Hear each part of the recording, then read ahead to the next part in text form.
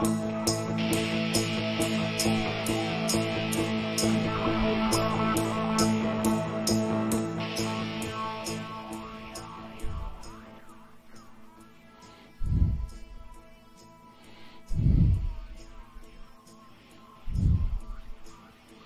this is Martin Drummond with Progressive News, Saturday, October 12th,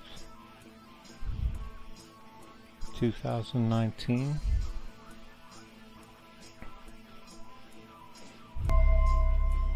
For The Real News, I'm Varna Noor in New York City, and I'm at the United Nations headquarters where the Climate Action Summit is taking place. Civic and business leaders from all over the world have come here to discuss how they're going to be taking the climate crisis more seriously.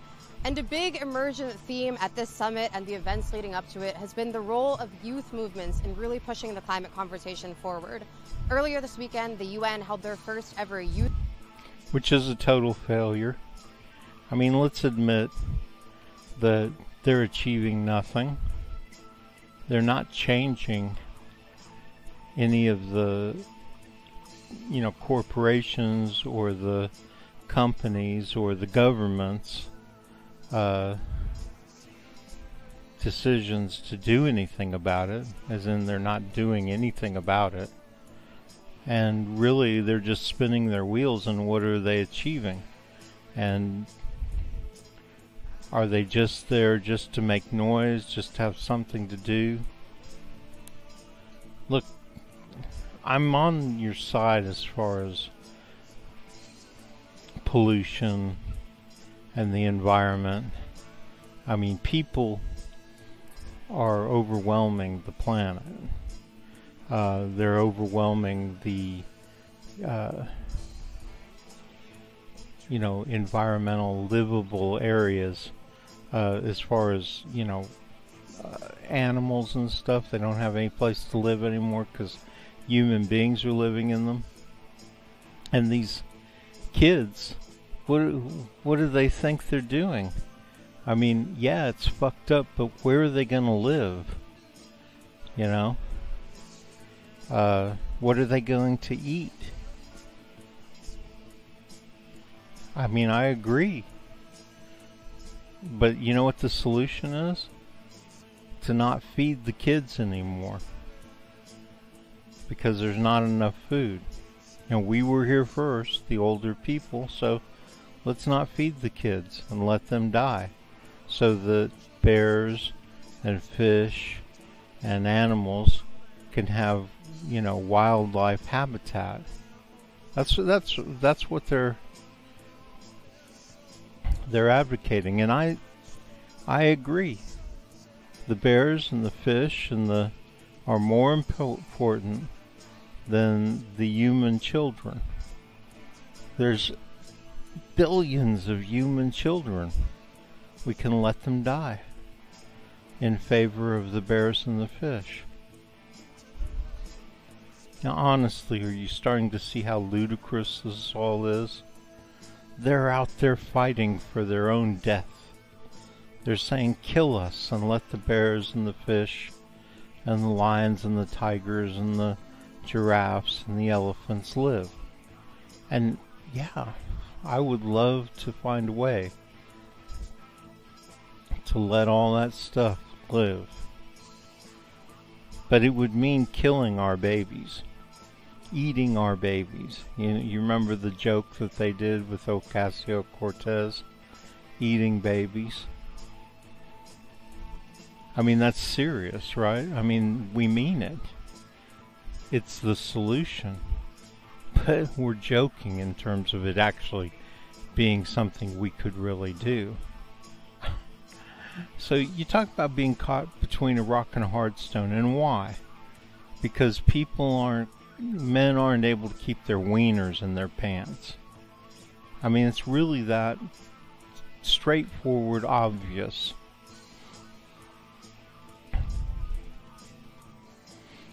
China's figured out a way to slow down its population explosion. Maybe too late. I mean, the country, in terms of, it's got billions of people, or over 1 billion people. Youth Climate Summit, and away from the spotlight in Brooklyn, Climate Justice Alliance held a Youth Climate Summit of their own. Before that, on Friday, youth leaders all over the world convened strikes. 4 million people took to the streets for what was said to be the largest youth-led demonstration in history. And this morning here at the UN summit... So don't they even stop to think about the fact that that land is being cleared to produce food for them? And if it isn't sustainable, then we're damned if we do and we're damned if we don't. You know, if we keep the Amazon for wildlife and indigenous people, and that means where are all these idiots out here who are, you know, they don't understand the situation, or they're not willing to accept the situation, or they wouldn't be out there protesting for their own demise.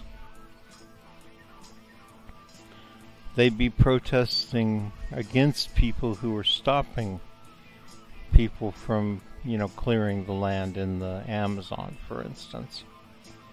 Because they'd realize, well, that's where the food's going to come from. Or isn't it? And why don't we understand exactly how many people we can sustain with the food production we have, or a modified version of it? Because rich people don't think it's any of our business. They think we're too stupid to talk about it, you know. They're the ones who provide people with food, and don't fuck with us, just leave us alone. That's what rich people say. Well, who died and made them god of the planet? You know, people should have a say in their own future, and that's been taken away by the establishment, the oligarchy. You know, I don't care what you want to call it, but they're obviously in charge.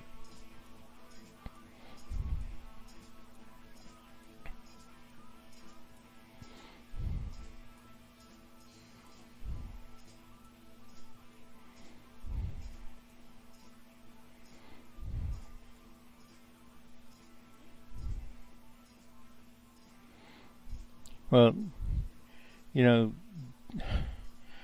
yeah, their operation in Syria will be temporary. They don't plan on occupying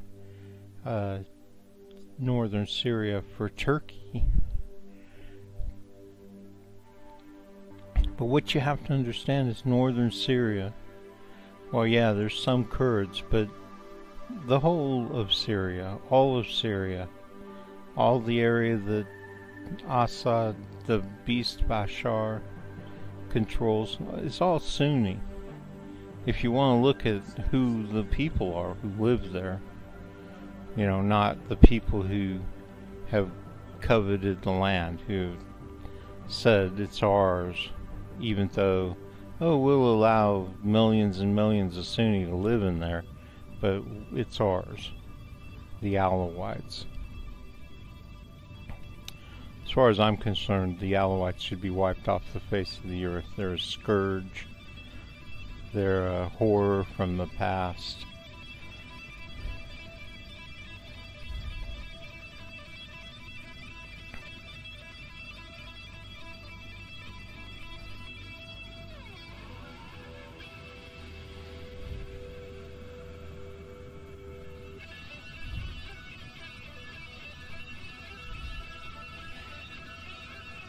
You know, Syria, the beast Bashar, and Iran, their proxy, call anyone who dares to protect the Sunni in Syria, who in fact are the rightful owners of the country, terrorists. You know, this is awfully convenient, and they learned it from the United States and Europe. the United States and Europe would call anybody terrorists who they were planning on going after. So that when they finally killed them or captured them and threw them in a deep dark hole, they could say, well, they're terrorists. We told you so earlier, remember? They're terrorists. Well,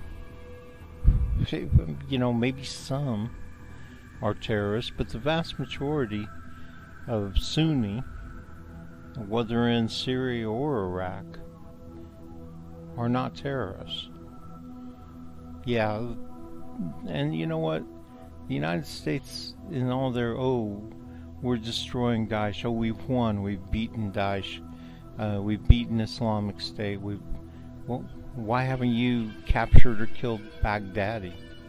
I mean, this guy's managed to escape the most ruthless, brutal genocide in the history of genocides. Well, maybe not the most, but pretty close. I mean, they're always saying they killed Baghdadi. Oh, they bombed a mosque in Raqqa.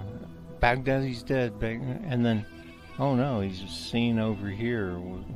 And he's still alive. Now, guys like Baghdadi, maybe, maybe not, you know, because they're smartasses and they say they have 1,200 lone wolf attackers in the United States and they've got just so many in Europe that nobody's ever going to be able to stop them. Well, they're just loudmouths, you know, they're trying to scare everybody. And the American media loves it, they lap it up. Because they're doing the job of the oligarchy, right? They're providing a boogeyman, or I'm sorry, a bogeyman. It's a boogeyman.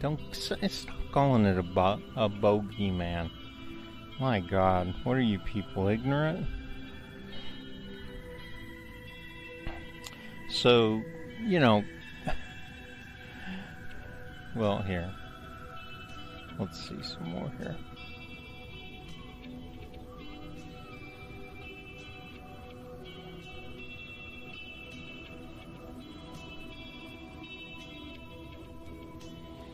So, of course, this wasn't a withdrawal by Trump, but it should be.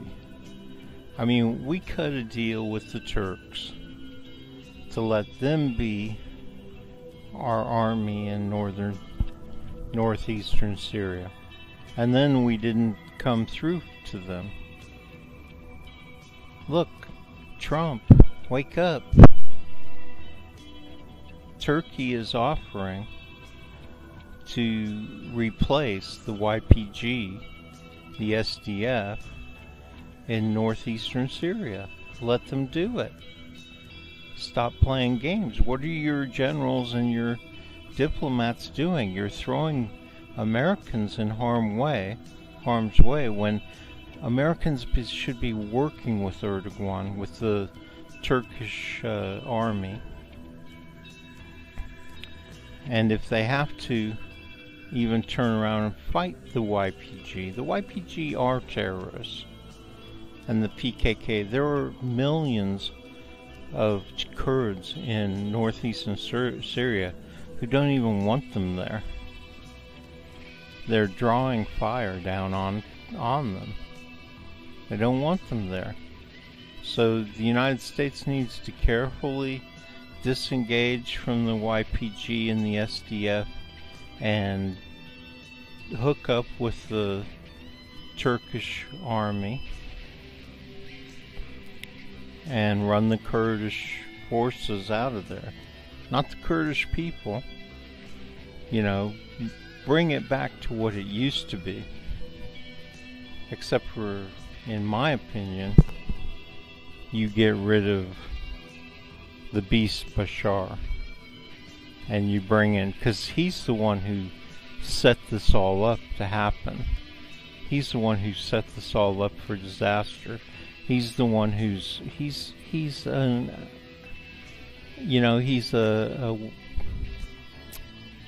I can't think of the word, like a hangover from the past. You know, he's outdated, he's outmoded. Work with the Turks and work with the Russians. Guarantee the Russians that nothing will change. They can have their bases, they can do what they want. You know, if nothing else, use the American oil as a bargaining chip. Is that what they want? Because, I mean, the United States has enough oil, and if we could make friends with the Russians, they got like tons and tons of oil.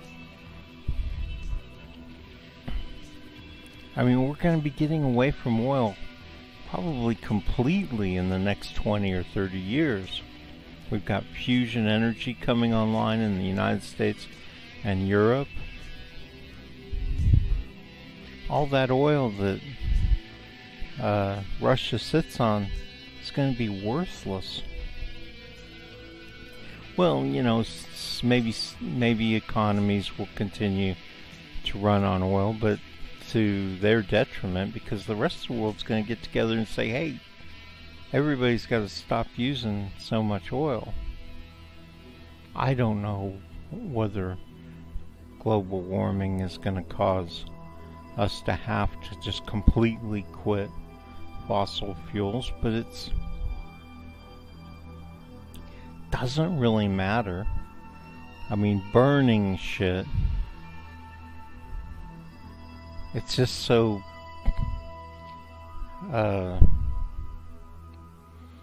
you know, caveman. You know, get out your flint and start a fire on a massive scale. You know, that's the way our technology has gone. I mean, we invented fire 300,000 years ago. Isn't it time to move on to something a little more advanced?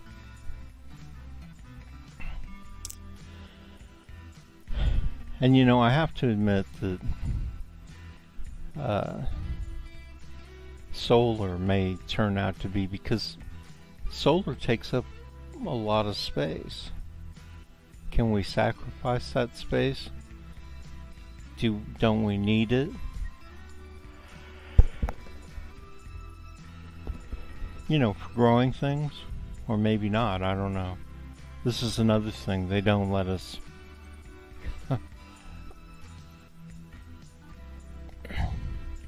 you know, they don't want us to know, because they don't want us sticking our nose in to our own business.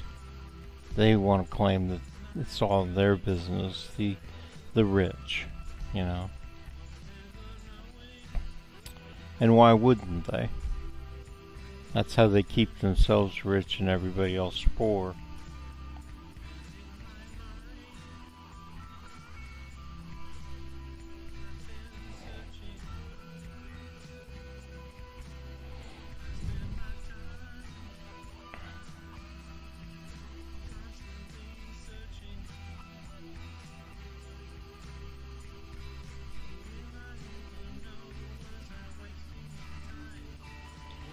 So, you know, one of these days,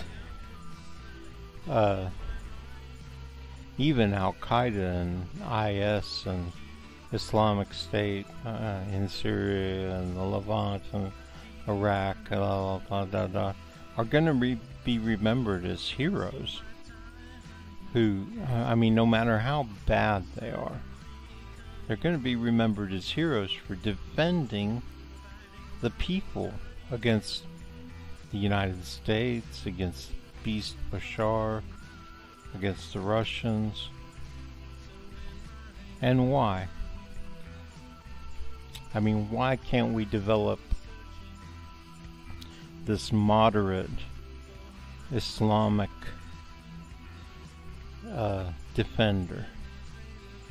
I mean, Erdogan's doing it. You know, he claims to be going in. It's like he says, we're going to fight the terrorists, the Kurds, and the Islamic State. You know, he says that kind of on the side, because he knows that the Islamic State is not really the big deal. So he's producing a moderate force. Or he is the moderate force. And he says, yes, he's going to defend, he's going to fight ISIS. And he will. Because you know what? Turkey suffered some major militant Islam terrorist attacks too. They bombed the airport, remember that? All those people died in the airport. That was Islamic State or Al-Qaeda. And, you know, it's no wonder that at this point, Saudi Arabia and Turkey are at odds. Because Saudi Arabia represents the Wahhabis, Salafi, whatever, Salafists, and Turkey, even though it is Islam, it represents the moderate Islam, and it's partners with secularists, which are kind of the same as Bashir, the Beast Bashar, but they're pulling away from Bashar. It's taken years and a lot of pressure, but we're going to get them apart and we're going to separate the way they think. The separatists, secular forces.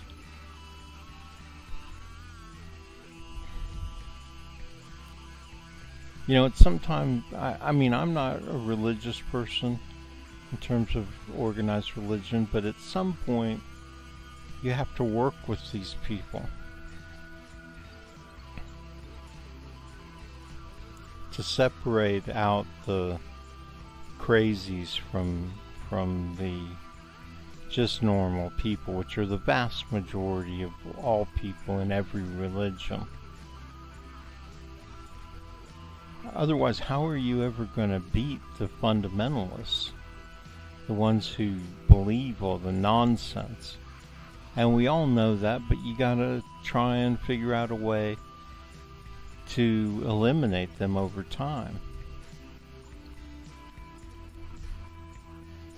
And the way you do that is working with the more moderate people there.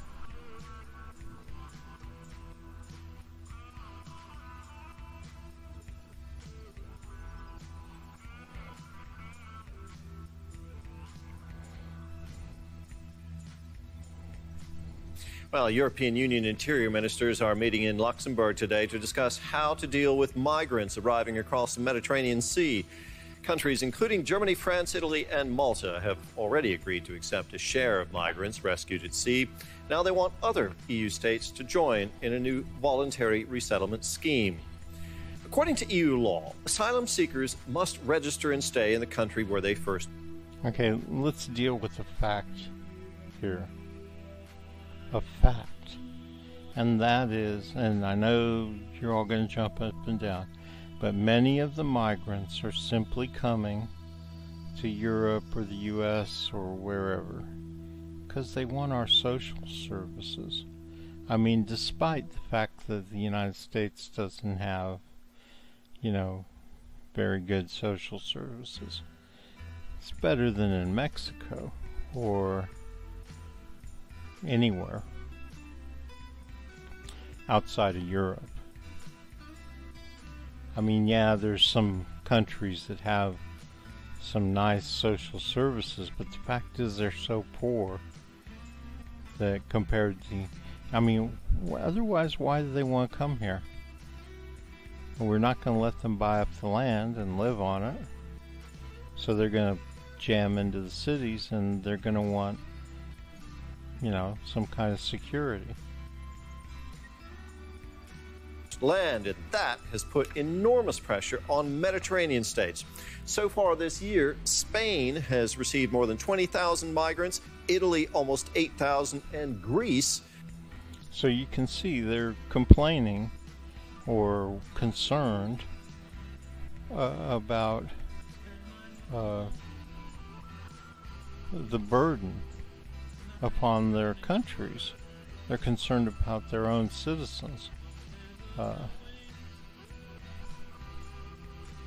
because the rich are not willing to take care of their own citizens, they just don't give a shit about anybody but themselves and their countries, and they don't want to do anything about the poor, because they don't want them to be. They want them to be poor because they're malleable. They're able to make them do the shitty jobs by keeping them poor, and by keeping them poor, they're unable to fight back. Right? They're unintelligent. They're uneducated. They don't have resources to fight back, and they don't have time. I mean, they spend all their time worrying about how to get their next paycheck.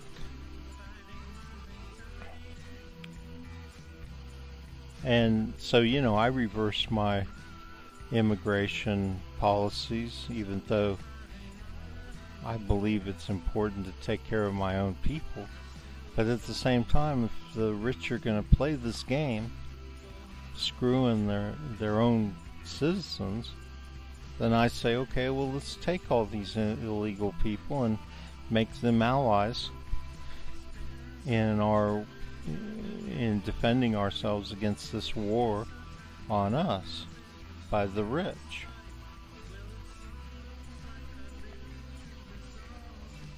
Over 40,000 migrant arrivals are down by 30% this year, but when boats do arrive, Europe often struggles to respond. It's hoped that today's meeting will deliver a solution. It was a moment that changed the debate around migration to Europe. 31-year-old Carola Rackete forced her rescue ship carrying 40 migrants into the harbor of Italy's Lampedusa island. She was arrested for defying Italy's ban on private rescue ships entering its ports. As it stands, when an aid organization rescues migrants in the central Mediterranean, EU countries are forced to scramble to allocate the arrivals among themselves. Both Italy and Malta, which lie close to the North African coast, say it's unfair that they have to accept so many of those who come to Europe's shores. At the end of September, interior ministers from Italy... So, we've got to call upon the oligarchs to be reasonable. You're right. I mean, what's the point? When have they ever been reasonable? But, they won't even share the handling of the situation. They want to handle it all themselves because their interests are all tied up in that, so they want to have complete control over it. Now, we can't even assess the situation realistically because they won't share the facts with us. They control all the boats and everything out there, and they're in charge of the information comes to them first, so they don't want to have anything to do with us. Just another example of them thinking or telling us that we're not intelligent enough or whatever to deal with it.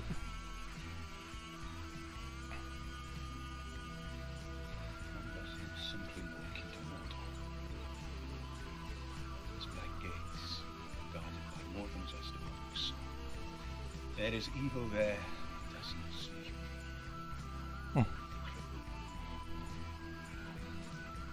It's just this place, Moria camp, sounded like Mordor to me. This overcrowded camp continues to expand, and the scrolls here speak for themselves. The Moria refugee camp on the Greek island of Lesbos was built to accommodate around 3,000 people at the peak of the refugee crisis in 2015.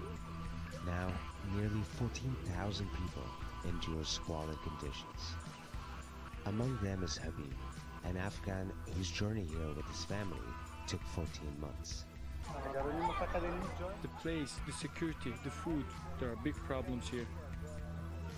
By trying to raise his tent above ground to avoid it from flooding again, he's trying to fix some of the problems himself. He's not the only one. The camp is teeming with the outcome of the EU's failure to protect refugees. It's expanded well beyond these fences and into neighboring groves. So you see the push and the pull? I mean, these people are scraping up anything they can and grabbing what they can from the governments that they're in. And the people who live there are probably going, man, they're stealing stuff out of our backyards. I mean, let's face it, the right wing, people on the ground, they become right wing because they're dealing with all these people. And what's the alternative? To force them back out? Or to keep them where they're at and they're dying there? Talk about a rock and a hard place, huh?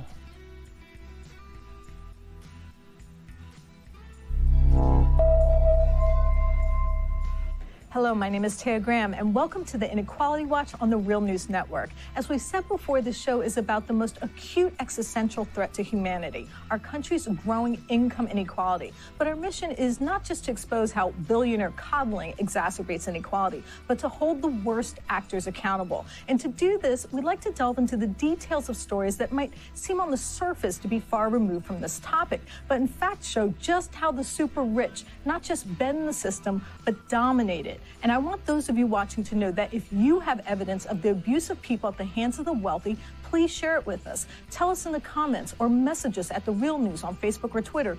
Or, of course, you can message me directly at Taya's Baltimore on Facebook or Twitter. I do read your comments and appreciate them. So today we're going to talk about two things: a story about impoverished kids trying to survive and the millionaire CEO who decided it was time for them to go. But we're also going to look at how a political ideology known as neoliberalism can use an issue like this to not only perpetuate wealth inequality,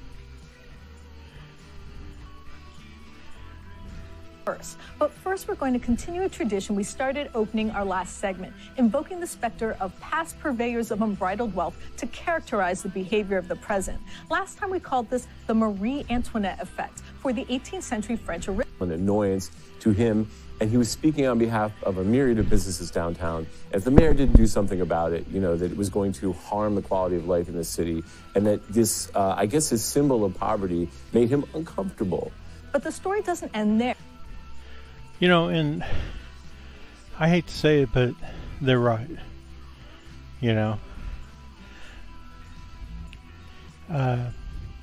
What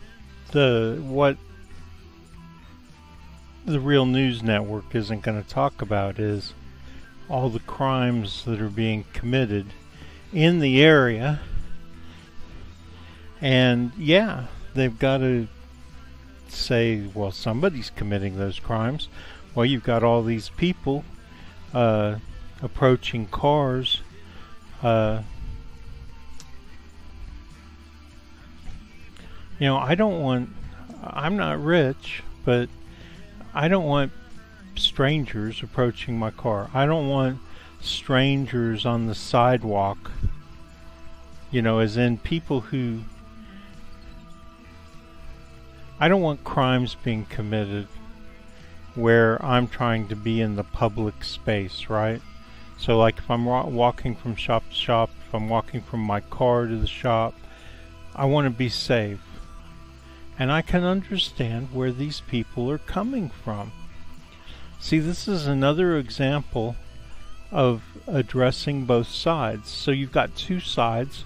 You got these black kids who, no doubt, to some extent, they're just trying to be a pain in the ass. They're trying to have fun. They consider mugging people on the street to be fun or whatever. And then the other side of that coin is that a lot of them need the money so bad that they're going to try and do that, right? So always address all grievances. So you've got the black kids and they've got grievances, so address them. Will you find out that they're bullshit and these kids just need to get the fuck out of the downtown and hang out somewhere else and not cause trouble? Probably. But if you don't address them, you're not going to find out one way or another, right? And the rich people, obviously they have a legitimate grievance. And the people who are just trying to live their lives, you know, go downtown to do legal things. And, you know, I understand the kids, and you've got to look at them from their point of view. They're oppressed, depressed people. And they want out of that. They're saying, well, we won't cause trouble if you change our lives for us. And you know what? Kids, young people, nobody's addressing their fears. I mean, they're coming up through high school and earlier, and I'm not going to get into all these really bad problems like, you know, homes that are all fucked up and neighborhoods that are all fucked up and people in those neighborhoods, you know, who are doing things to them. I'm not going to get into all that right here, but I'm going to say that, you know what, every kid, even me, is faced with a manufactured fear, okay? As in, you feel when you're going through high school and as you get towards the end, like there's nobody there for you, like you're being, there you go, boot, kicked out into the world. Now in my case I wasn't, but and for most people you're not, but poor people, they have no choice but to kick their kids out into the world, right? But we all feel that way. And we all act out, right? We all act up and do things we shouldn't do out of fear, because we're under constant pressure of fear. I mean, every kid I knew, no matter what kind of family he came from, was acting out of fear and out of anger. You know, my parents are trying to mold me into this kind of person, and I don't like them molding me, you know. I don't know what I'm going to do. I don't know where I'm going to live. I don't know how I'm going to live. You know, all these fears are from a backward society. I mean, kids should know from childbirth that they're going to have a place to live, because in the end you really do. You know, not very many people go without a place to live for very long. So let's just guarantee kids that, so they know. You know, when you get on your own, you're going to have a place to live. You're going to have the basic necessities of life and transportation and electricity, maybe internet, because, you know, everybody needs internet now, because if we're going to run our country properly, we need to communicate with all the people and be able for them to come to us to say, hey, you know what, I don't have those things you promised me. And you know, you've got it going on that end, and then you've got it going on the other end. You know, when I reached 50, it was time to retire. My body was falling apart. And I'm sure for 50% of the people that is the case. And even if it isn't, you know, how much longer are they going to be worth? working. And 65? 65? My grandfather died at 65, dipshits. You know? What good is retirement, Social Security to them? And Social Security, and at this point, food stamps and Obamacare are my retirement plan. Isn't that pathetic? And I can't hardly walk. You know, my body's falling apart. I just found out the other day that they lied to me when I went into the Social Security. They told me that I couldn't apply for disability. They said I had to be working for a certain amount of time, like recently. And I haven't been officially paying in since 2004. And that was in 2012 or 13 when I went into them. And in fact, I am. I mean, I don't know if I'm qualified, but I can apply. But the bitch talked me out of applying. She was like, no, you can't. There's nothing there for you. You know, it's like they wouldn't... They're such fucking liars, man. Especially when they're run by the oligarchy. They're trained to frustrate. And you know what? I got thrown in jail for this. I mean, I was complaining about how the food stamp people try to frustrate you out of food stamps. They try every little trick that they can, and not all of them, but the ones who are, you know, willing and able, the conservative types, the ones who want kowtow to their conservative masters, they're listening. And when people come in to get food stamps, they're doing everything they can. Oh, how many dependents do you have? Isn't that a dependent? I think that's a dependent. You know, just completely ragging on them. And like I said in my recording, which I consider prophetic, you know, they threw me in jail for it, but I consider it prophetic. I said to them that I have tons and tons of examples of other people who are angry. Now, you know, I'm standing there talking to this guy, and I think his name was Paul, and he said, and he was talking about how angry he was at this guy who he talked to at the food stamp place, and I was like, well, you know, don't talk like you would kill him or, you know, beat him half to death or whatever. He was talking about how he'd kill the guy, and I said, just try and back off of that a little bit. I mean, you're doing yourself, you know, these people out here, the food stamp people and the police, they're fucking vicious. If they hear you talking like that, you're going to regret it. And I don't like the idea of some guy, you know, because he's angry, having to regret, because he might do it, tell them, he might threaten them. I said, don't do that. He said, well, I couldn't promise you that if I saw the guy get out of the car in the parking lot here, that I wouldn't fucking kill him. He said that to me, you know, and I was like, yeah, I understand how you feel when you think about what he did to you. And so what did he do to you? And he said, well, I was talking to them on the phone, and they were giving me a runaround about who I had living in my house with me, which is the stupidest shit, right?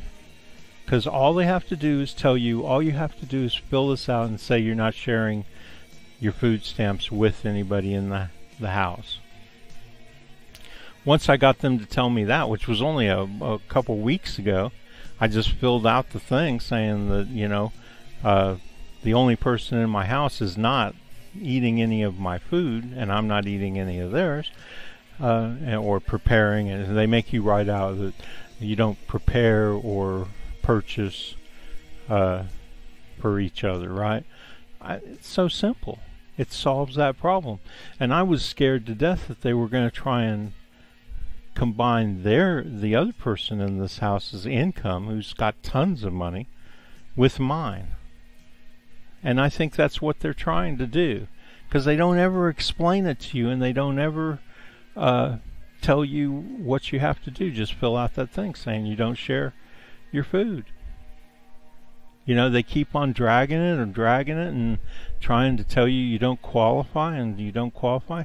And they were doing this to him over the phone, and he said, Well, I might as well just shoot myself in the head.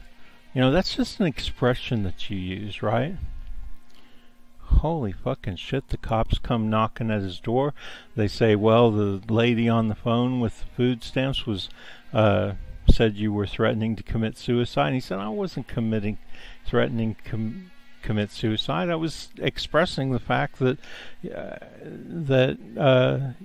the food stamp people make it hopeless. You know, like there's no way of dealing with them. I might as well just shoot myself in the head. I'm not going to shoot myself in the head. And they go, well, can we come in for a second? And they come in, and they ask him, is that alcohol over there? And he was drinking something. And he said, yeah, I'm in my own house and I'm drinking, you know. And then they go, well, you're under arrest. Turn around, put your hands behind your back. And they arrest him and they charge him with suicidal, you know, whatever, and drag him downtown. And then when they're drag him downtown, they tell him he's got a, which he doesn't, but they'll take away, I don't know if they'll take away your license or what they'll do to you for public intoxication. Actually, they won't probably take away your license, but they get him to blow a test, and then they charge him with public intoxication. Well, he wasn't in public when they arrested him, but they're still going to charge him with public intoxication for, you know. And isn't it clear that all these police and these officials who are working, and they've all been replaced in the last 4 or 8 years since whatever his dickhead governor of Kentucky is. I mean, he's such a prick. He just out and out says we don't think anybody around here who doesn't have food or a place to live or anything deserves any help from the state. I mean, they're just flat out, they don't care. They don't care. They want us all so desperate that we'll work for 2 cents an hour, you know. I mean, that's really literally how they feel. And I know it, and I think most of you know it. And you know, and they're railroading people and screwing people and fucking them over. Once they've been fucked over, they find another million reasons to fuck them over. And then you wonder why we're mad. So anyway, that was an example of somebody else. And there's been tons of times I've been sitting somewhere and talked to somebody, or in line at the food stamp and Obamacare, you know, at the offices, and you always end up talking to people and they've always got some horror story. But I decided to use myself as an example, and then they were I wasn't actually talking to them. I was doing a show just like I'm doing with you right now. I was working on my show, and I didn't know, because they'd told me, well, you're going to have to hold on, and the phone was dead, and it was like 3 or 4 minutes before I decided to start talking to my car cam, because, you know, I record onto my car cam when I'm driving, discuss things for my show. Anyway, so they're sitting there, and they've got it turned off, but on their end, they can hear what I'm saying if I'm talking. So they recorded what I was saying about, just like what I just talked about, all that kind of stuff. And they decided to, you know, define what I said as a threat, you know, because I said I'd love to kill one of them, or because I was using myself as an example of how angry they make people. And, you know, anytime I think about them, I think about how I'd love to kill them. I mean, that's just because they make me so angry. I mean, it makes me feel that way. We all know that it's not a threat. I'm not threatening to go kill anybody. I'm just telling people how they make me feel, because how they make people feel will manifest itself in action, not in my case, but I mean, I hope not. I hope they don't make me so angry that I do something.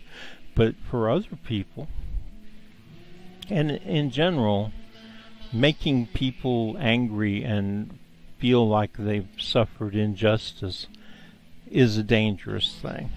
And they just act like they don't give a fucking shit, you know? They don't care. They think, oh, they're just going to knock you down, throw you in jail or whatever, handcuff you, and that'll take care of it. Well, it won't always take care of it. There are people who are going to skip that step and go right in and get their justice firsthand. I mean, that's just a fact. If you doubt it, then ask Chris White, the head of Department of Community-Based Services. His job was created when somebody was being interviewed in one of the DCBS, Department of Community-Based Services, or whatever they call it, Family Health and Human Services or something, and beat a guy to death, one of the guys interviewing. And that guy probably was frustrating the guy, and the guy, either that or he was just determined to be a criminal at that point. But whatever the case is, you know, that's how his job, and he's the one who charged me. And the fact that these people working at government agencies, you know, when I say he charged, now he made a complaint to the police determined that they were going to forward it to the county or district prosecutor or whatever, and the district prosecutor I guess files charges. And that's not, you know, they can, if you're in with all those people, the police and the district or county attorney, then you get your files charged. But if you're not, then you can forget it. You know, you can't walk into, no matter how grievous what's been done to you, short of maybe you were murdered, at which point does it really matter? You know?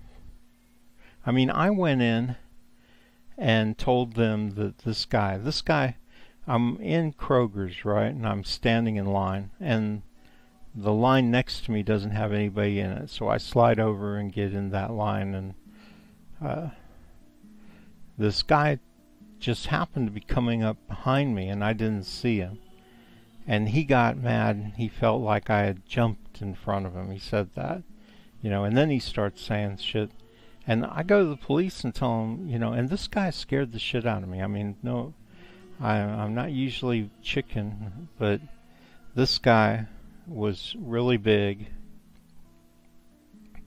and he got right in my face, and he looked like he was going to hit me. He acted like he was going to hit me, and he said, he called me a faggot, and told me how he'd like to knock my head off or something like that.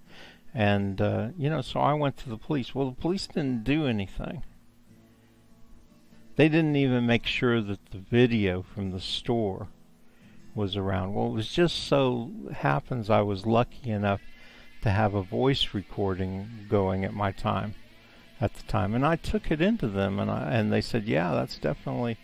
And you know what, in your face, when somebody says, you make me feel like killing you or hurting you, that's different. When, you know, a person's all angry right next to you, telling you, calling you a faggot and saying, I'd like to knock your head off, that's a whole different thing. That is a threat.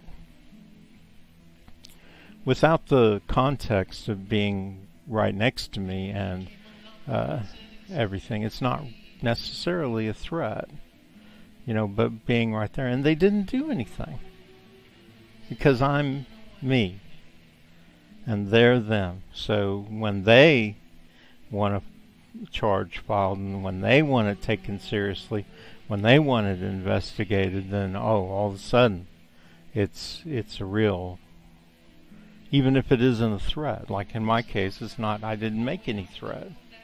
I was simply a guy having an argument with myself, arguing that they're pissing people off and trying to prove that argument. That's not a threat. But because I'm me and they're them, they not only get to charge me, but they get to throw me in jail for 3 months, you know?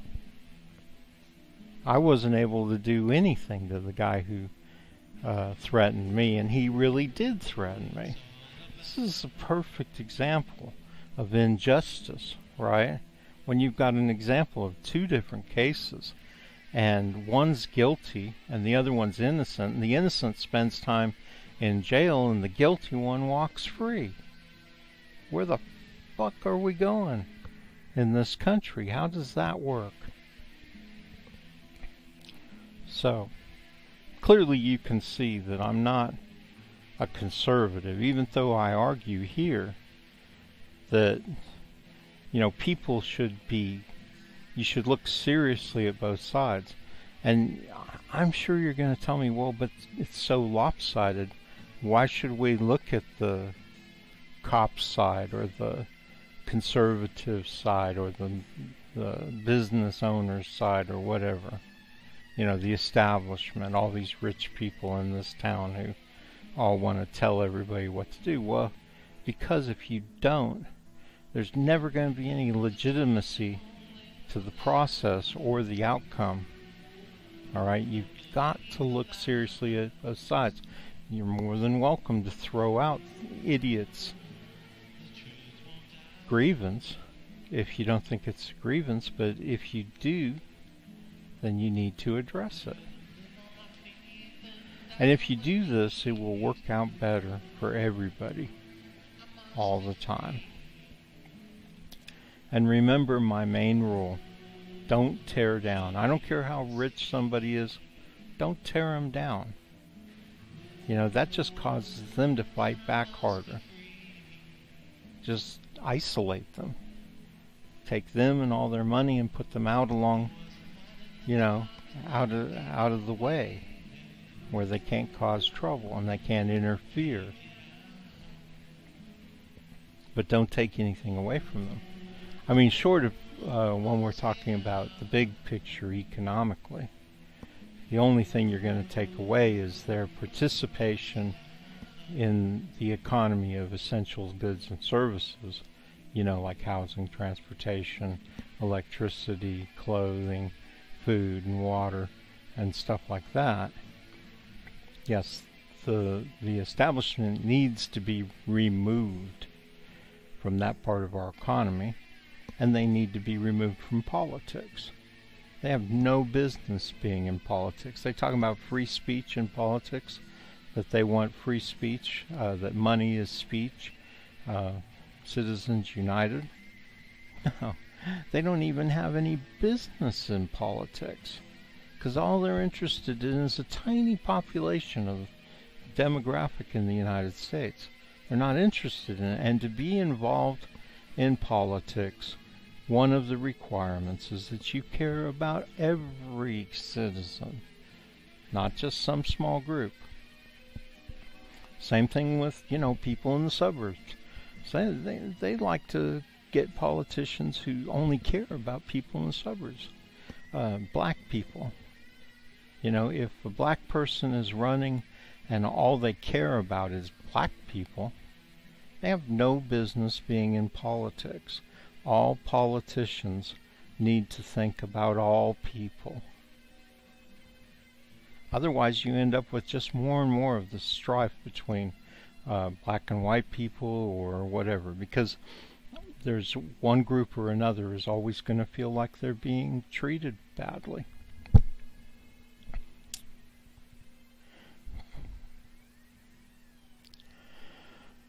So,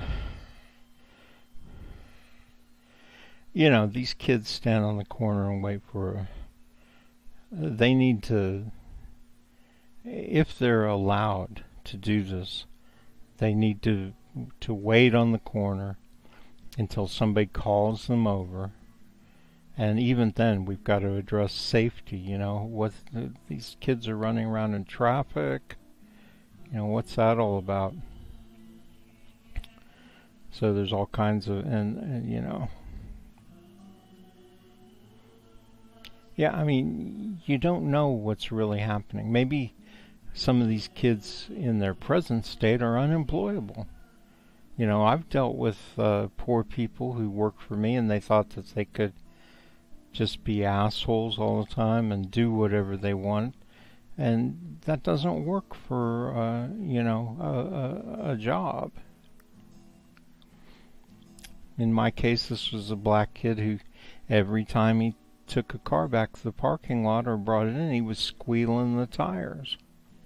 Well, there's no place at a car dealership for, it's their cars, and you're squealing the tires in the parking lot. It's going to get us kicked off the lot and ruin our business.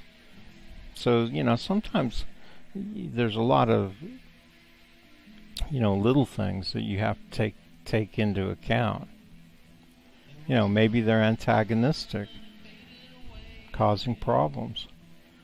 I had one guy who worked for me who talked about going over and beating somebody up who he didn't even know.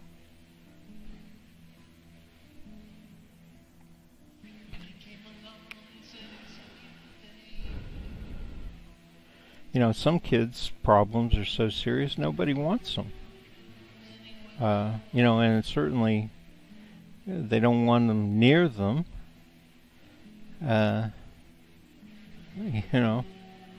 Some kids, nobody wants them, even their own mothers.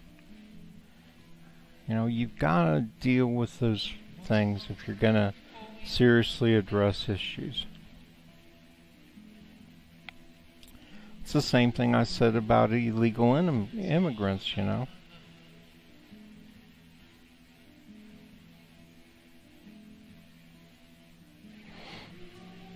I mean, okay, you want them in the country? What, are you going to let them stay over at your house? All of a sudden your whole attitude changes. Because a lot of them are dangerous. Trump's right that some of them are, and I don't think he ever suggested that all immigrants are criminals. But there are some really bad ones. You don't want them in your house. You can't leave if they're in your house, because when you come back, everything might be gone. I mean, these are things that we have to address. Sure, as long as they're a burden on other people, you want them to pile into the country. But when faced with the fact of their existence, well, with their desperation and all the bad behavior that comes with it, in your own house, all of a sudden you're like, well, maybe we should keep them somewhere else.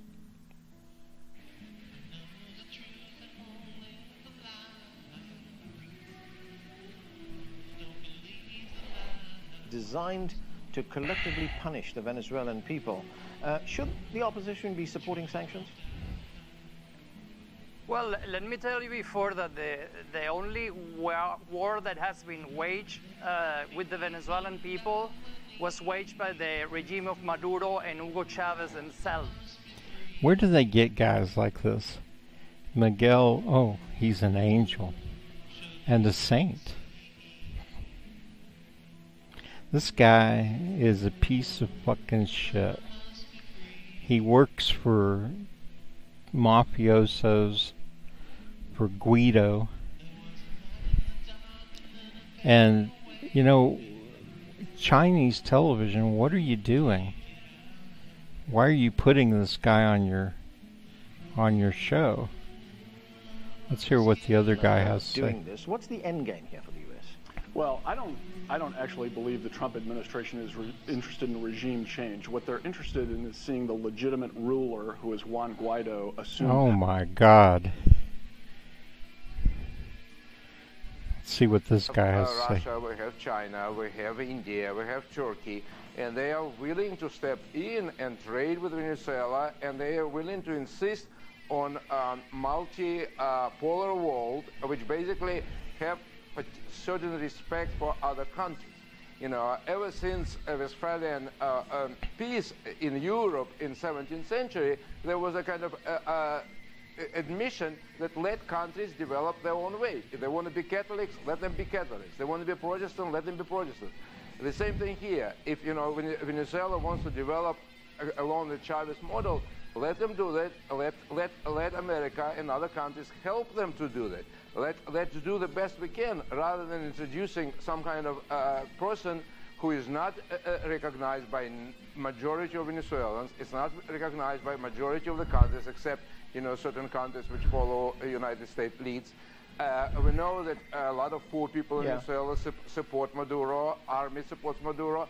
And this is kind of rather kind of futile attempt, as we keep on seeing it. Yeah, I mean, that makes sense. I mean, Maduro is trying to fix his country, and he's doing it the best way he can. The United States is trying to take us back to 2000 and whatever. That's a mess, right? Most Venezuelans, the indigenous population certainly, we're all living in extreme poverty. You talk about now with sanctions and how they're, because, all of South America is under United States fist. That's why sanctions work. Otherwise, they wouldn't work at all. And countries like Venezuela are looking at the Cuban model, trying to get out from under the United States fist, and that's why the United States is so, vicious in trying to knock over Venezuela and rebuild it in America's model, which means death to poor people, or something close to it. Yeah. I don't know, China. What are you trying to do, man? You're a communist country. You're run by the Communist Party. And yet you're letting these two guys ramble on for halfway through the program? Really? And I see this guy only got about a minute, right? As well, that what the Trump administration is... See, that guy right there, he's the problem. He's a mafioso, drug dealer, Colombian cartels and all that. And he just claims himself as president, and he's got the few rich people who want to steal the country back to back him. Doing is basically supporting the legal, what he believes to be the legal process in Venezuela, and that Juan Guaido should be the leader. Of course not. This is a typical rhetoric which we keep on hearing from Washington, for the last 20, 30 years, that every time they are helping or legitimately elected government. We saw it happening in Ukraine in 2014. It's happening all over Middle East. And that's becomes really tiresome. So what we have to be aware that, countries develop in their own way. Some are more. So he only gets 2 minutes to talk.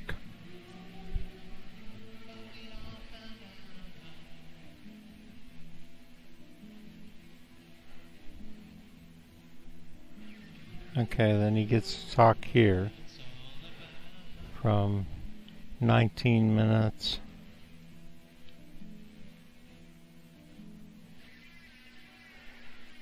through 21, so he gets 4 minutes, and then oh no, he does get towards the end. Let's see what he gets. Oh, a tiny. So far he's got 4 minutes, so that's about 26 minutes, and he only gets like 15 seconds. So like 4 minutes and a half, maybe, being kind. He gets to speak out of 28 minutes. China, this is China. Paid in part by the Chinese government. You're communists. Shouldn't you Oh my God. I mean, I know that Venezuela is only a capitalist country with some socialist leaders who are trying to feed their country through socialism, but isn't that... I just don't know where your loyalties lie. I really don't. They don't seem to lie with struggling countries who are fighting an empire. And the same thing goes with, Press TV, the Iranian TV, and Qatar, the Al Jazeera. Man, you guys just bite into Venezuela. I mean, what is somebody in Saudi Arabia just hate Venezuelans for some reason? Maybe for the same reason, because Saudi Arabians trying to get a chunk of Venezuela, and they, Saudi Arabia, man, you're going to get fucked. One of these days, the United States is just going to go in there and clean house and take that oil for themselves, not even give you the 20%, 25% deal that you've got, just because that's the logical thing to do. Everybody else in the Middle East can keep us out, but Saudi Arabia has decided to form a relationship with the United States, and they're horrible people.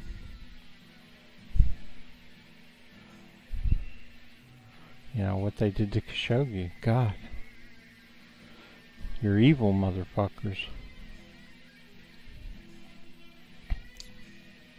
So anyway.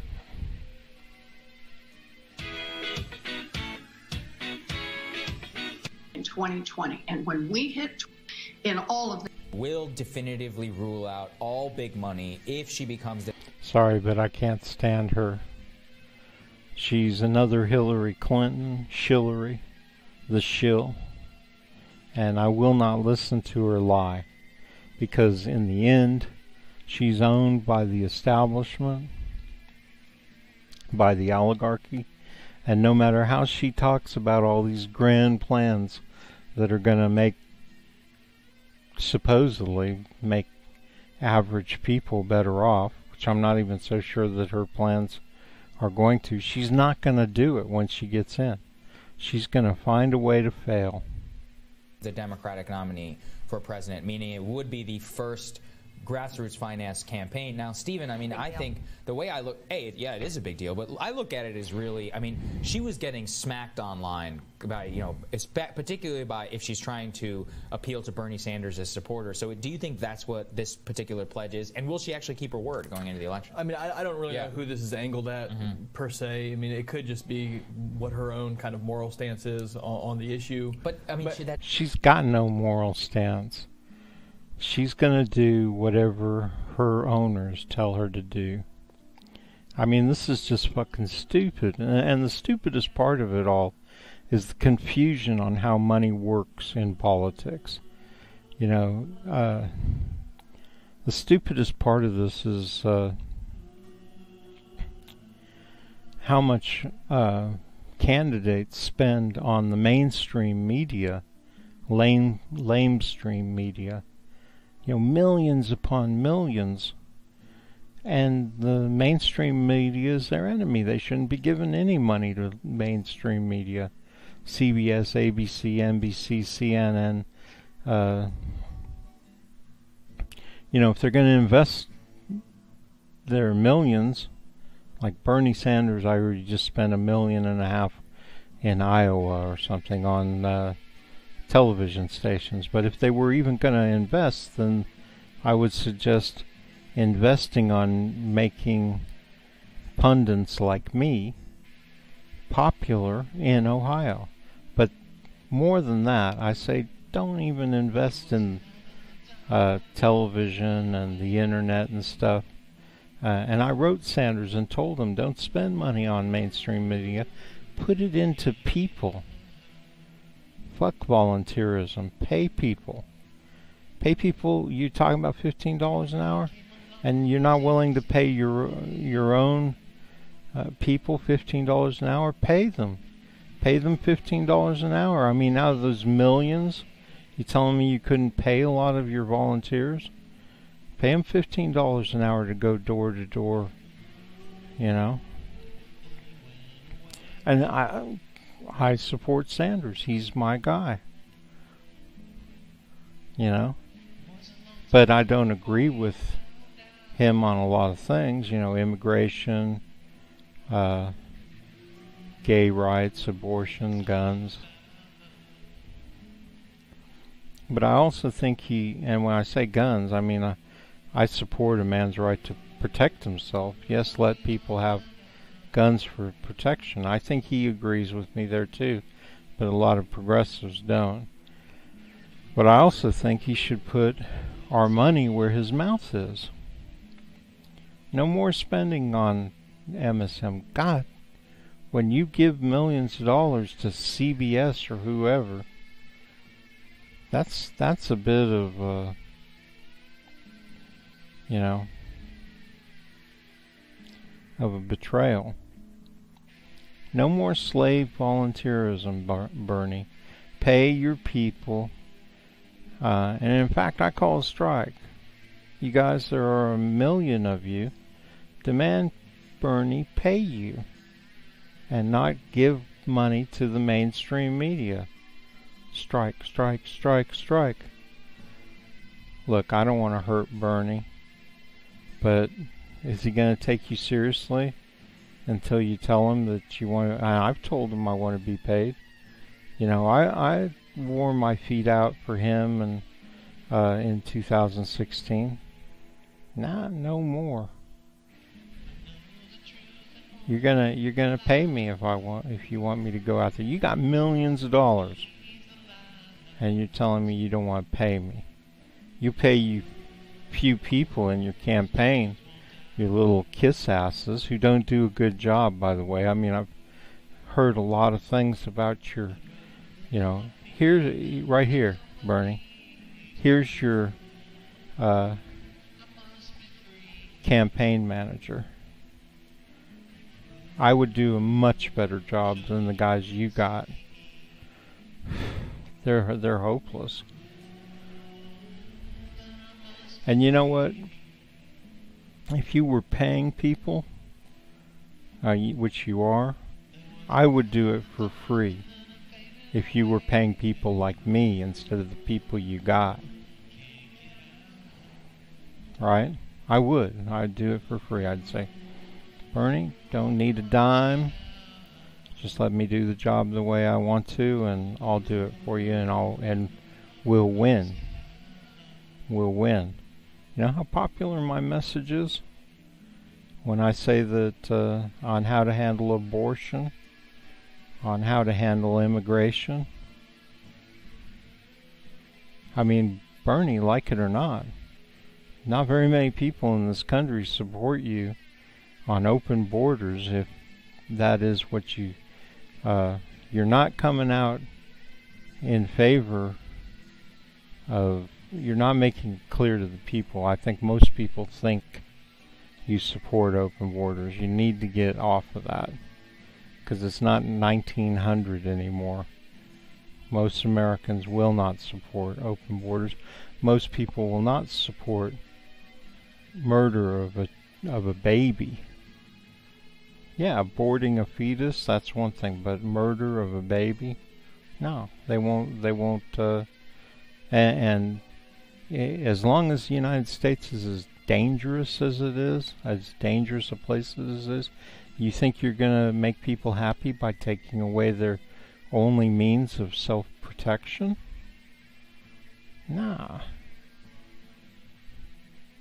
You're not, and you support the gays taking things too far. You know, I've supported gay rights all my life, and that's their rights as a human being, you know, as an American citizen. It's the Constitution. But when you start supporting them taking their rights so far that they're impinging upon other people's rights, then you've got a problem. So you need to adapt. Say, yeah, we're going to support their rights. We're going to say police can't go doing this and that to them. You know, they have a right to be gay in public without, you know, impinging upon other people.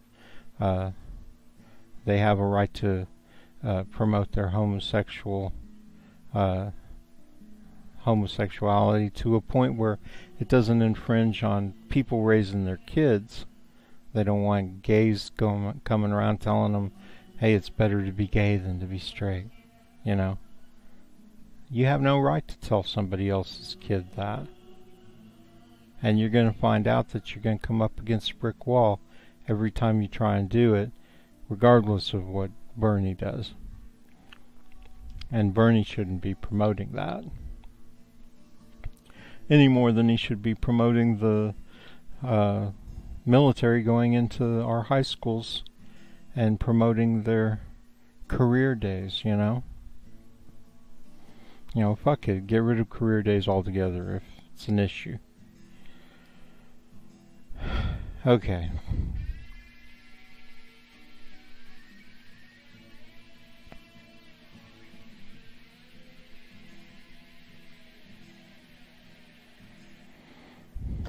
Welcome to the NewsHour. Turkey's president has rejected all criticism of his country's military offensive in northern Syria. Okay, let me make this clear right now.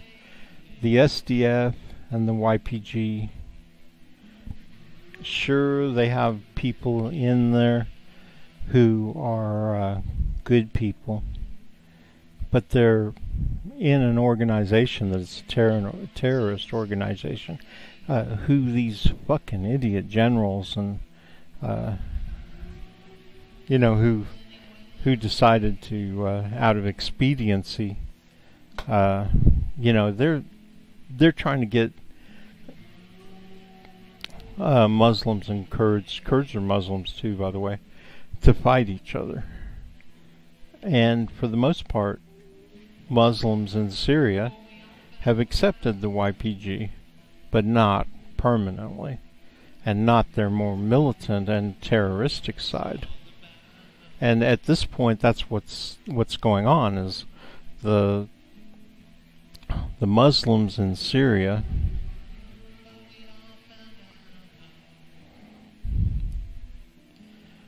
who are the vast majority, of course. That's Idlib. But over here,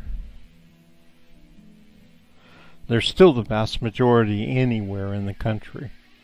They're living here under the beast Bashar and hating it and keeping their mouth shut and pretending to like it, because they'll die if they don't.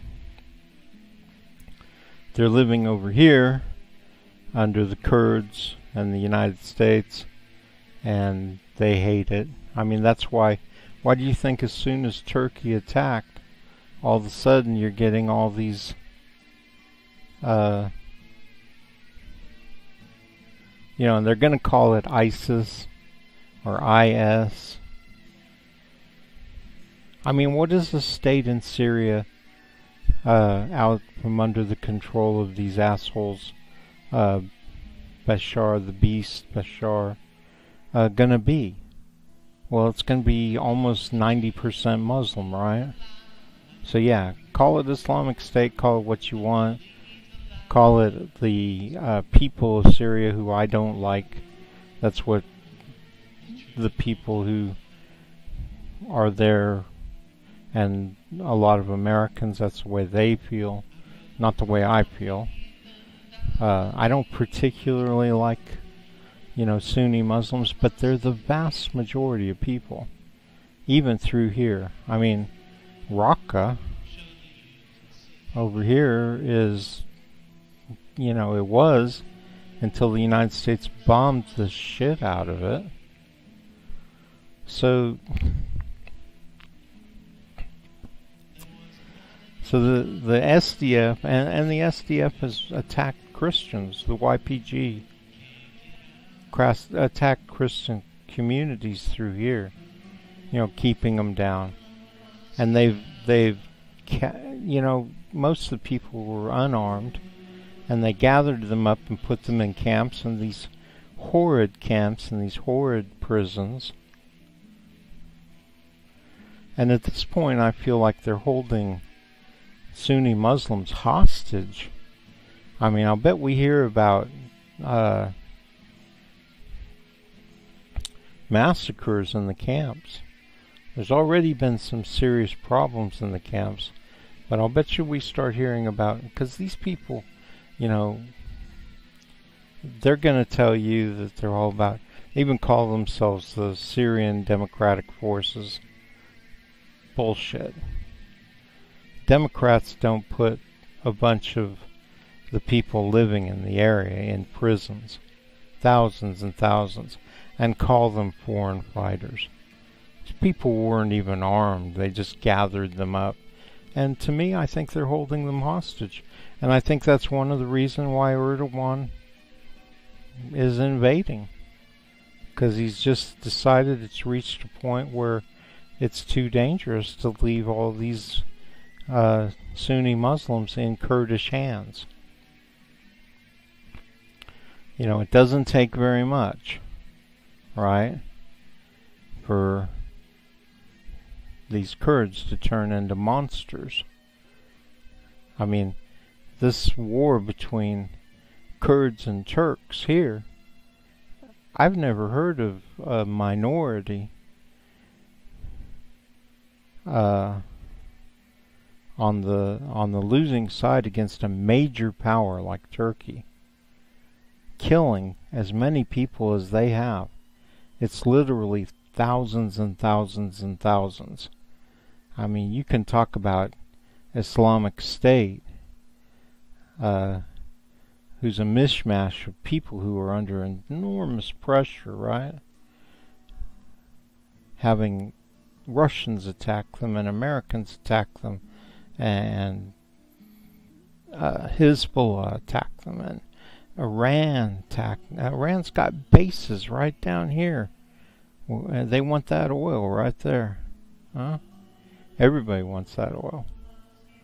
But you know, and not to mention the beast Bashar, all attacking them. This has been a genocide, and Erdogan's got to be sitting there going, you know, somebody's got to do something about it. You know, IS is no match for all these enemies. And I'll tell you what, it's a ballsy move, right? And it makes sense. The United States wants to partner up with somebody on the ground. The United States needs to turn around right now and tell the Turks, come on in and we'll help you. And we'll make all of this safe, and we'll bring your refugees, 3.5 million of them, in here, and we'll protect them, and we'll arm them and teach them how to fight, and fight against the beast Bashar.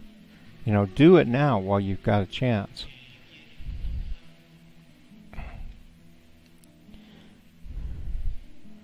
I mean, look at this. You got Jesus Christ.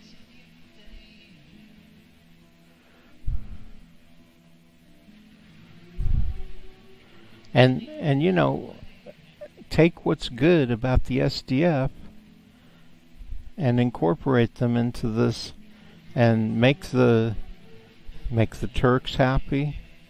Show them that you've ended the terror groups, and that the rest of the Kurds who are going to remain are going to work together with us, and we all fight this red menace over here. I mean, they're horrible. You know, the beast Bashar's killed at least 500,000 people, and I think it's more like 1 million. And the Russians have been complicit, but you know what? If we guarantee the Russians their bases and whatever they had under the beast Bashar, then they'll be happy, you know. God, what's going on over here? Explosions. This is where the beast Bashar is. That's his stronghold, Latakia. Interesting. I mean, he's going down. The Russians need to get on board and face the fact that this is all Sunni. These are all Sunni.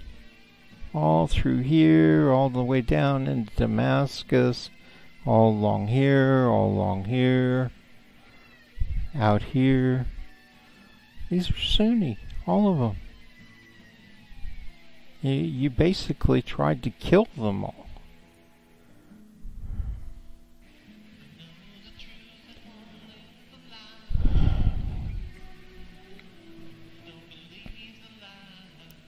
I mean, the Kurds fell backwards into, free air cover from the United States, murder, intel, logistics, and supply. We supplied them with all kinds of shit, and the Turks were sitting there going, holy shit, don't do that, don't do that. And we didn't listen to them. Well, the least we can do is make what we built, which is a Kurdish army, work for us and the Turks. We've got to get them to stop committing terrorist attacks. If we have to kill the terrorists in their ranks, the ones who would kill Turks, and the Turks are on board with ISIS, and they're on board with Islamic fundamentalism. They don't like Saudi Arabia. They don't like Wahhabism. Well, then the Kurds need to get on board with not liking Kurdish terrorists, getting them out of their ranks. And then we all come together, right? And face the real enemy. At least I think the real enemy is, the guy who's killed nearly at least 500,000 people.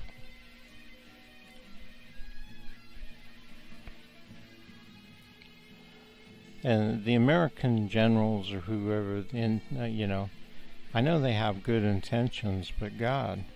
Or then again, maybe they don't. I mean, they seem to be bloodthirsty about Sunni Arabs. Well, it's one thing to be bloodthirsty going after Wahhabism and Salafi who have turned deadly, which I'm not sure how many of those are really left. And the ones that are left, well, we created them. We threw them into camps in Iraq, and tortured them, and they came out. Oh, big surprise. They were a little angry. You take a backwards person, a person who's just backwards as shit, and you don't cut them any slack, and you throw them in jails, and you torture them, and you hurt their families and their lives, and you leave them broken. And what do you expect them to do? They would have been better off dead. And then you wonder why they... It's nuts. So, but to color all Sunni, most Sunnis are just your average, typical, person just living. They're not particularly into some kind of Sunni, Sharia or anything like that. They just live with what they live with. They have to deal every day with whoever's in charge. It's not like people from Baghdad out of prison camps were their first choice to have come and protect them in Syria. But they were the only ones who stepped up to the plate. But I'm saying Syrian Sunnis and Iraqi Sunnis are not all a bunch of barbarians. I mean, look at your relatives. You know, the ones who live in eastern Kentucky or Corning, California, or, you know, wherever, all these little places, and they're fucking backwards. You know, they're racist, they hate black people, they hate Mexicans, they hate Mexican Americans, they hate everybody. And they think that everything should go back to 1950, when they were all nice and cozy or whatever, or thought they were. In fact, they're kind of remembering things wrong, aren't they? You know, pig farmer. Uncle Elmer with his pig farm, who thinks everyone who doesn't accept Jesus as a savior and support Israel is, I mean, they're as psycho as any Sunni I've ever seen, more so than a lot of Sunni.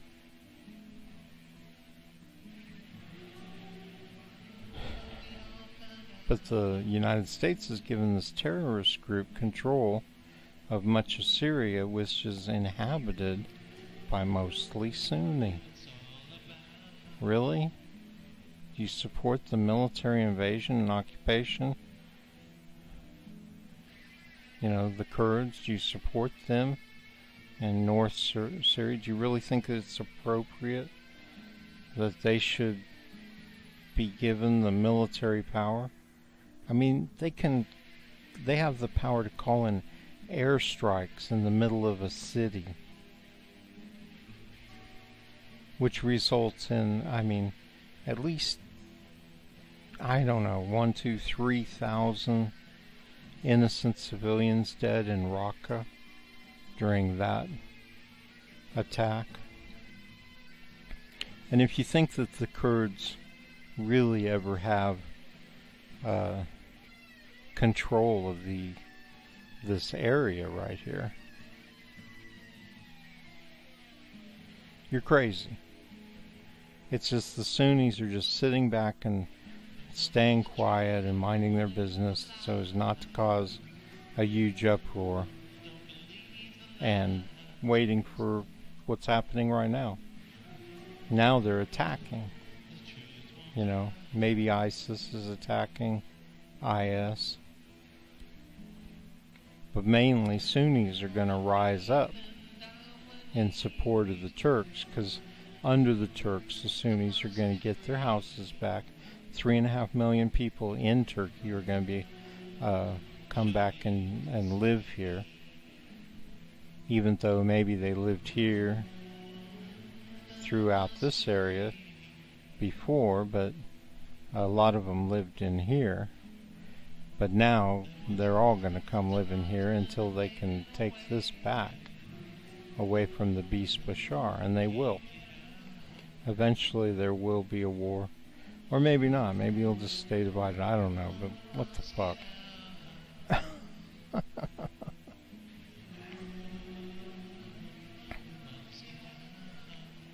You know, and I don't think the American people are on board with the Kurds. A lot of them claim to be suddenly now that the Turks are attacking, but most Americans, when they heard the United States was in bed with the Kurds, and they didn't know they were a terrorist group, and they just kind of accepted it, but that doesn't mean they agreed with it. I mean, I immediately was like, wait, what are we doing?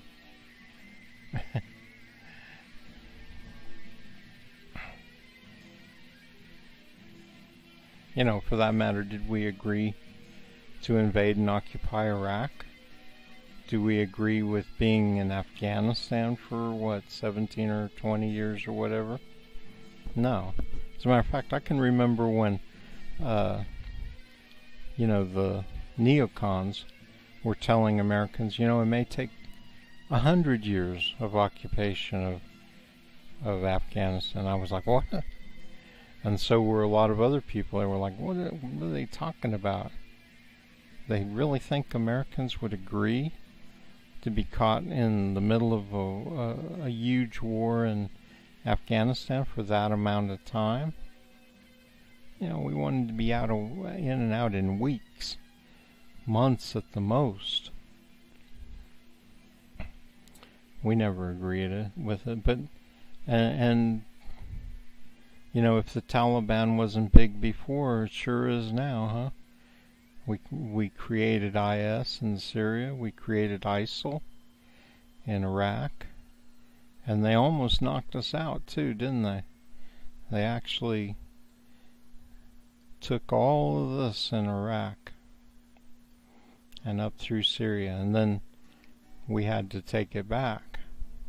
It was a big mess, and how many innocent Muslims died, and how many were turned towards terrorism and different kinds of fighting the United States insurgencies. And you'll see them come out of the woodwork now, and the United States will be worried, right? Troops will be like, uh-oh, these people want payback for what the United States, and watch the green zone. We should have never let Iran gobble up Iraq like it has now, and now we're going to have to deal with, you know, sooner or later we're going to get together with the Sunnis and fight back. It's kind of like progressivism. As progressives take power and they institute their measures and things get better and they're successful, then more and more people are going to flock to them. Well, the same with moderate Muslims. As they get back what they deserve, and things show up, you know, calm down, and things start to work again. Unlike under the beast Bashar, nothing worked for Sunnis. Then people are going to say, okay, well, we should have supported them. They're going to give them more support, and they're going to take over more, because they have a history of being better at running things. You know, in a place where everybody runs things in their own self-interest, so Sunnis are going to run things in their own self-interest, and we're going to see it as preferable to Iranians. Not Wahhabis, not Salafists, not people way down here in Saudi Arabia. We don't agree with the way they run things. And we don't agree with the way Baghdad, Saddam, the Baathists. The Baathists are in both countries, remember. But they need to be kept under control. They're just the right wing in both countries.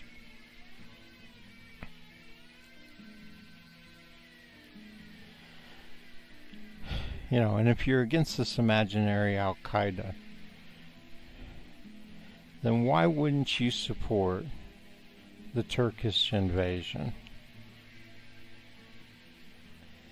I mean, look who's condemning it. Saudi Arabia, the United Arab Emirates, Lebanon, Hezbollah. Turkey obviously represents a more advanced version of Islam, and not this backwards Wahhabism. Otherwise they wouldn't have all these Wahhabis crawling up their ass.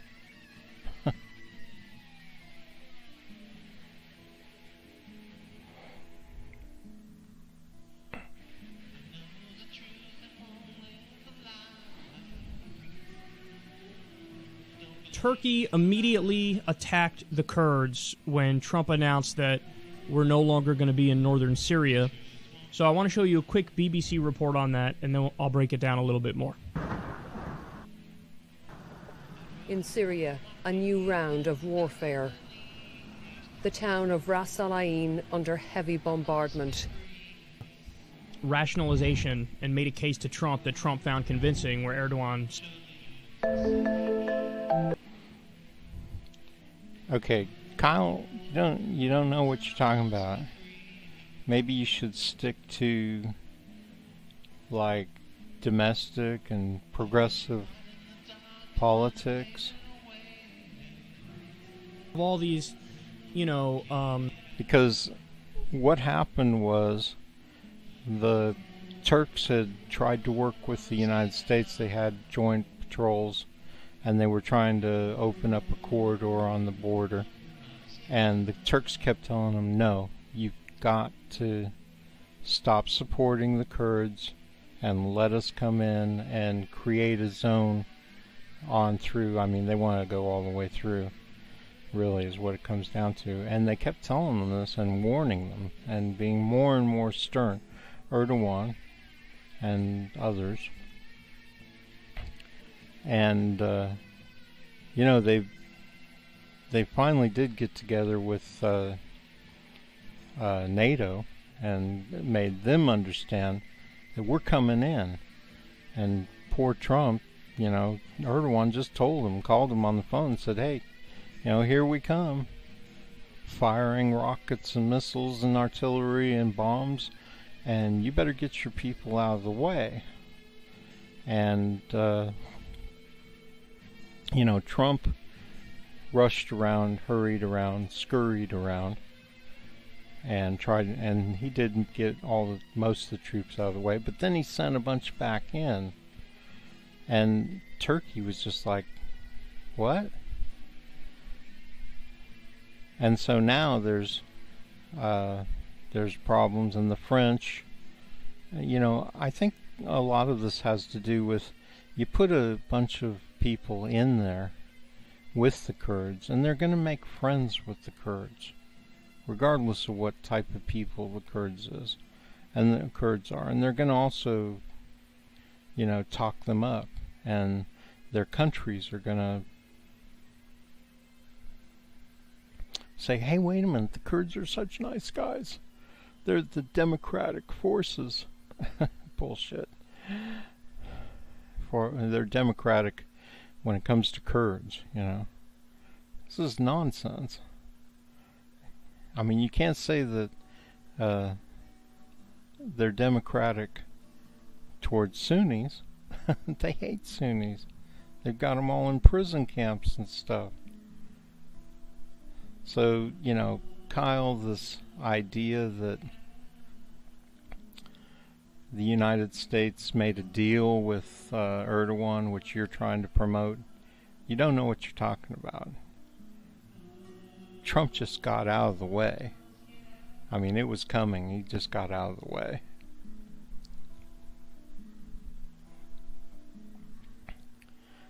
I mean, I could go back on this map. They have...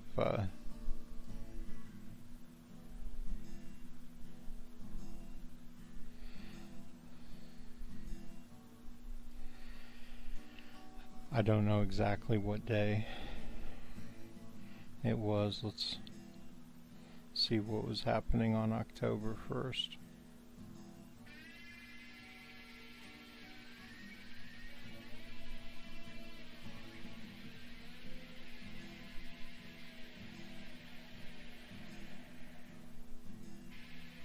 Not really sure why it's not.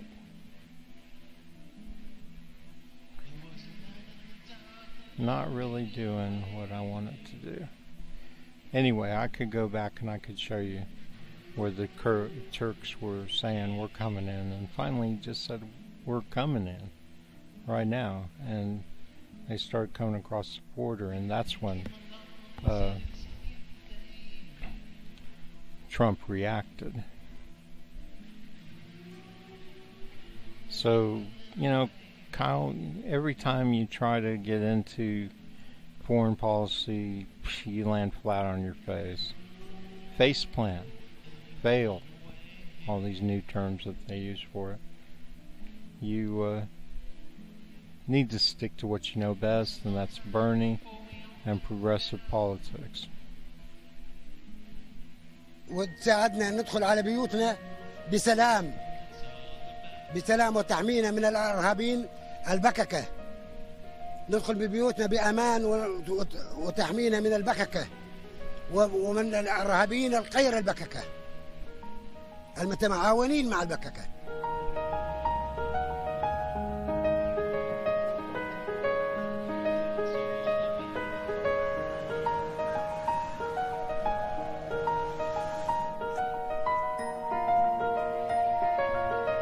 جو ميليشيات بعيدة علينا على البيوت، أخذوا من بيوتنا، جبرونا وأخذوا من بيوتنا ودكاكينا ومحلاتنا، فانجبرنا نحن جينا على تركيا.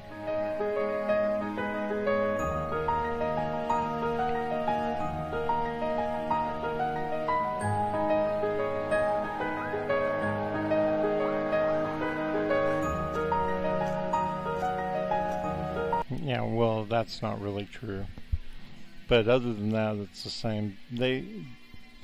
I don't know what the numbers are, but I know that PKK has killed almost as many people as the Turkish government has had killed people in, anti-terror operations. Now that's a terrorist group. When you can kill that many people, I mean, my God, what if... So like the United States has killed probably 2-3 million Sunnis or Arabs. So what if Al-Qaeda, which doesn't really exist anymore, not really, I mean there's people who use its name and act in its, have the same goals. But what if there was still Al-Qaeda and they killed 3 million Americans? Can you imagine? So yeah, we're talking about, I have no idea why they can't bring this up, but anyway, so we're talking about all the people who've been displaced all through here and through here by the Kurds, and they're sitting up here in Turkey, and yeah, they're going to resettle them here with the hope getting everything back.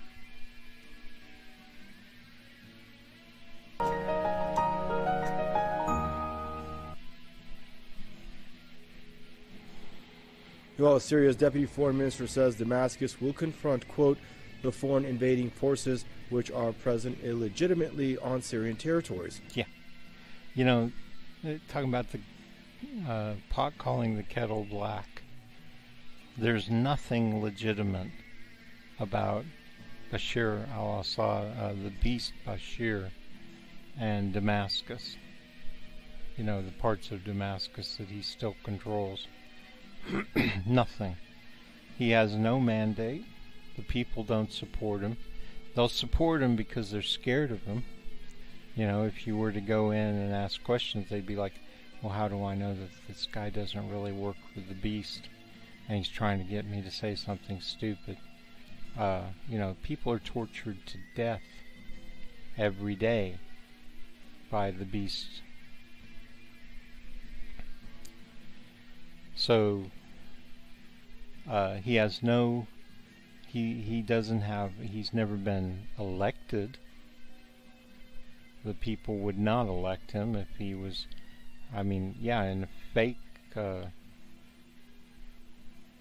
they open up voting to just the small groups of people in different places in the country, like Latakia and in parts of Damascus, who will vote for him.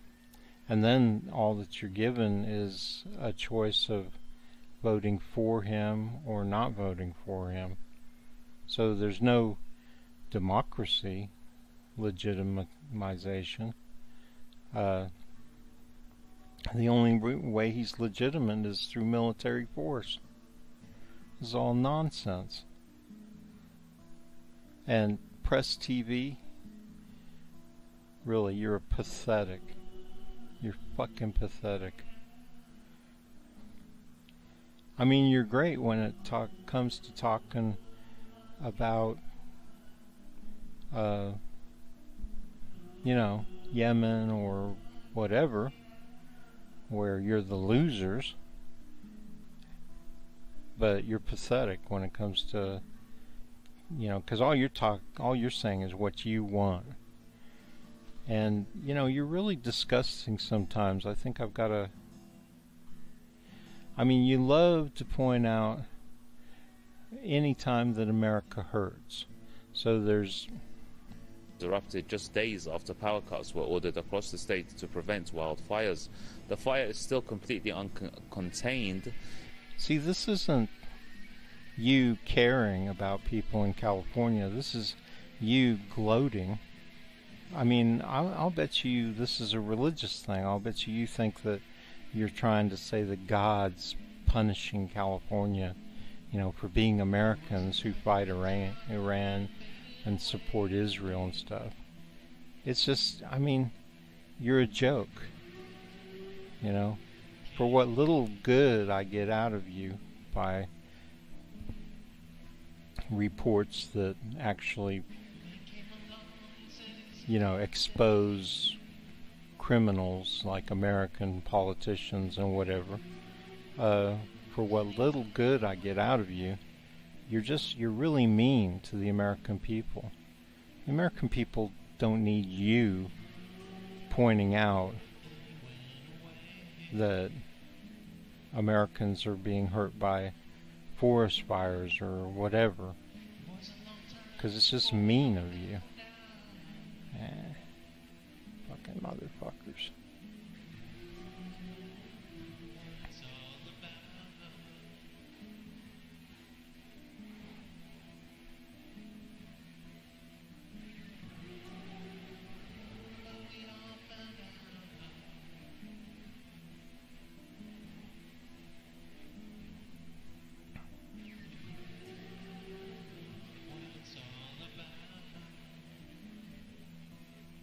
الو او هدف او هي هدف او مشترك بود او سهم گیت مر شوندی او بار 48 تمام یکی او درج بکه والله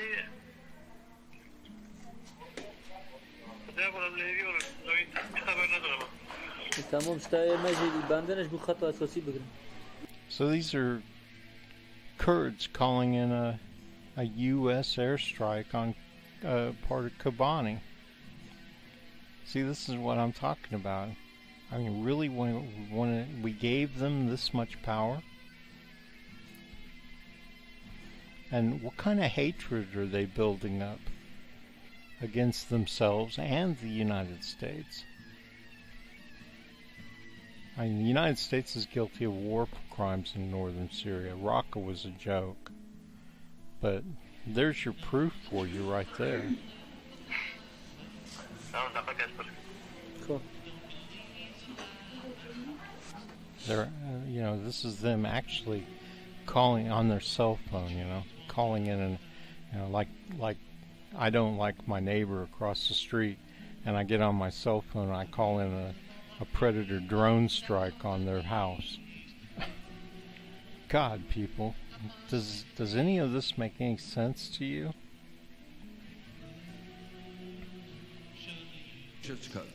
All these threats were not successful, and also we are trying to stop the threats at its source.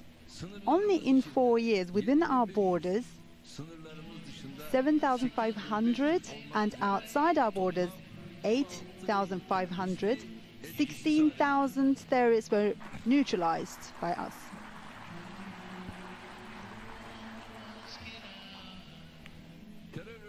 Terror organizations and their central establishment,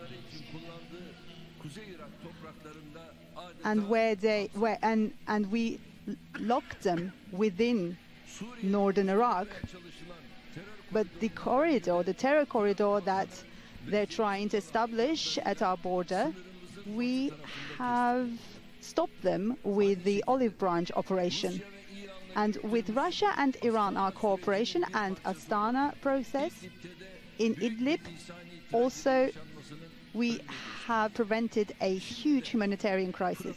Again, at the east of Euphrates, with the help of God and our army services, we have started the peace spring.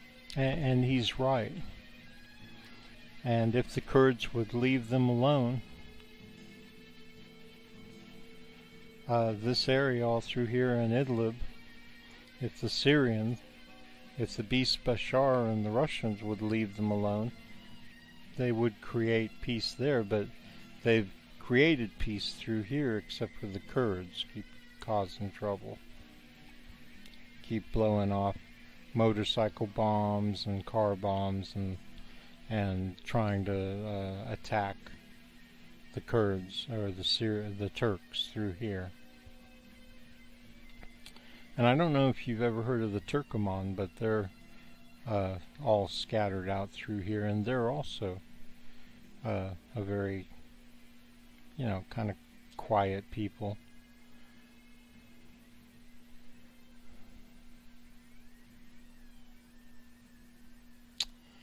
Anyway, so